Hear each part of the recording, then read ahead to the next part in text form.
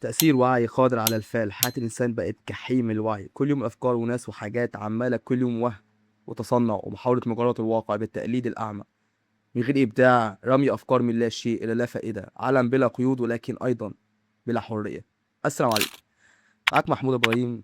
هنا هنوصل لجذور الواقع أو مشاكل العصر، علشان في آخر الفيديو تسألني سؤال واضح جدا: وإحنا وصلنا لإيه فعلا دلوقتي؟ أنت أكيد لاحظت إن الذكاء الاصطناعي أصبح مرض قد ما هو أداة، بمعنى إن العالم بقى نقطة من عدم الإبداع في أي حاجة، من الرسم إلى الصوت. كل حاجة بقت مصنوعة من الآلة. ممكن تسأل سؤال: واحنا بقينا متخلفين ولا بقينا أذكياء أكتر؟ أنت أكيد لاحظت إننا بنبان إننا بنوصل للذكاء كل يوم، لكن إحنا حرفيا بس بنحاول نخلي علينا يشتغل أقل من إنه يعمل الوظائف الأساسية المفروضة عليه. فبقينا في عالم الذكاء الاصطناعي بدل عالم الذكاء البشري. الفصل الأول: التلاشي البطيء.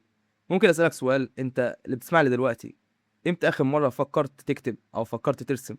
ممكن تكون لسه في نقطة الصلاح، ولسه لحد دلوقتي ما لغيتش عقلك، ولسه بتحاول تخرج أفكار منه، لكن لحد إمتى هتفضل تفكر؟ أو لحد إمتى هنبطل ونزهق؟ الفصل التاني: الإنكار. كم مرة استخدمت أداة الذكاء الاصطناعي وأنت بتقول أنا بس بعدل تعديل بسيط على فكرته أو الصورة أو الرسمة أو الكتابة، لكن هو حرفيا ممكن يلغي جزء من فكرتك أصلا من غير ما تكون واعي أصلا بينها، ويزرع اتجاهات وأفكار جاهزة من غير ما تاخد بالك، مرة ورا مرة ورا مرة.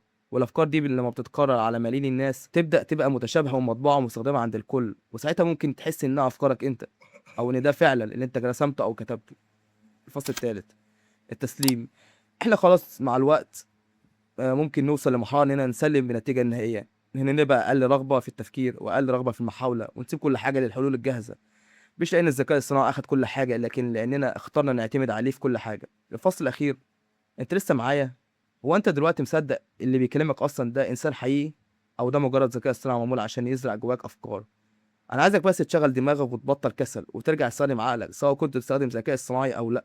ارجع اتعلم مونتاج، اتعلم برمجة، اتعلم ارجع علم نفسك، او ارجع اكلم الناس، اتعامل وصلي وقرب من ربنا، عيش حياة ما تعتمدش على اي اداة اعتماد كامل، لا على انسان ولا على آلة. خلي قرارك نابع منك انت. ودلوقتي اسالك سؤال: واحنا فعلا وصلنا لايه؟